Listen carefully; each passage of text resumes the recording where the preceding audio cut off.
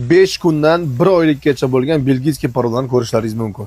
Belgiyskiy paroda haqida bugun siz bilmagan ma'lumotlarni berib o'tamiz. Videoga bir like bosib, bu videoni buqaga boqishga qiziqadigan tanishlaringizga borib qo'yishingizdan chiqmasin.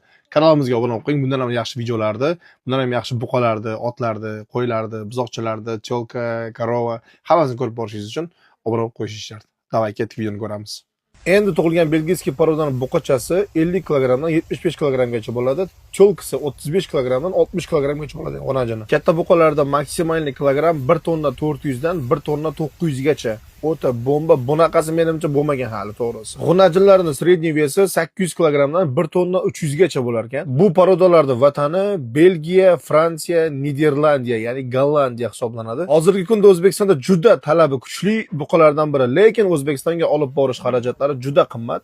1 kilogramm O'zbekistonga 12 dollar atrofida o'rtacha tushib boradi. Buqasini ko'rishlaringiz mumkin.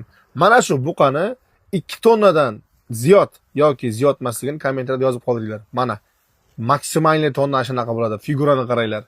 Bodybuilding bo'yicha Aziz Estetni kommentariyaga belgilab ketinglar. Uni figurasidan chiroylimi yo chiroysizmi?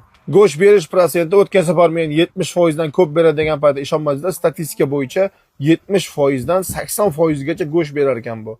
Просто tak bombami? Belgiyskiy parodani O'zbekistonga olib borgandan keyin Simmental bilan Chistokrovniy Galashtenga chachishtirishda maslahat beramiz.